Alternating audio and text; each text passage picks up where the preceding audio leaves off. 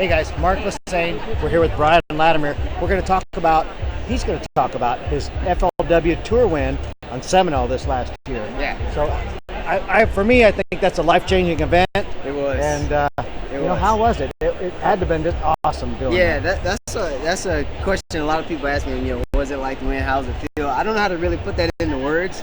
All I know is I hate watching the replay of that event because every time I start crying or start reliving all the stress that I went through, it's like you said, it's definitely life-changing from just a notoriety standpoint. I had no idea that many people were watching fishing, and much less watching what I was doing on the water. But it's been life-changing for myself, for my wife, for my kids, everybody just kind of that you don't know kind of come up congratulating you. So in that perspective, It's been really eye-opening, and it's definitely changes the way you fish once you win.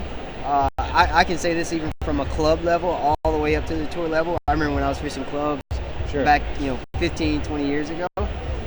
Once you win, you always feel like I can win anything now. Like it feels like, well, this is how it works, and it kind of seems like it clears the smoke a little bit.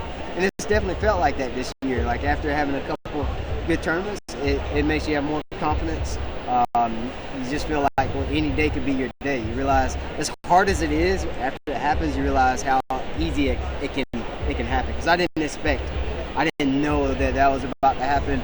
Didn't really have anything up until like day 3 that made me think that I could win that tournament at all. I mean, it's got to be just a changing event, Yeah. Even fishing the FLW, moving into the tour status, I got to imagine that, going there, just making it there is really cool. Yeah. And then you're fishing with all these guys that, you've been looking at for years. Right. Scott Martin and all those guys, and going, man, I could just imagine if I was there, could I compete with these guys? Yeah. Well, and then you beat them all, and now you got to feel like, hey, I can do this. The weirdest thing about fishing, even though you do fish against guys that have been fishing, 30 years, longer than I've been living in some cases, since it's such an individual sport, I'm not literally competing against them.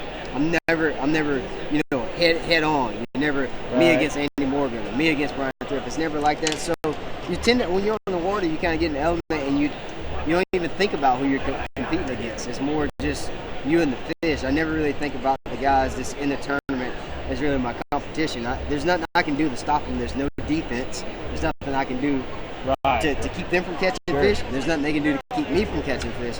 So in that respect, it makes it really easy when it comes to competing against people that have way more experience than you. So the biggest hurdle for me is learning the different type of fisheries, going to different water.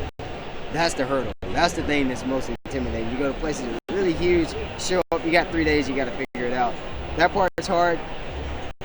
Competing against guys that won 4 classes or won 20 tournaments or 300 top 10s or won, You're not worried about it. It doesn't really bother me at all. It doesn't really bother me not one bit. It's just you and the fish. Just me and the fish. And that sucker is the hardest competitor out there. For sure. Yeah. Hey, thank you, man. I Thanks, appreciate guys. the insight. Yes, sir. It's been a pleasure. Thank you.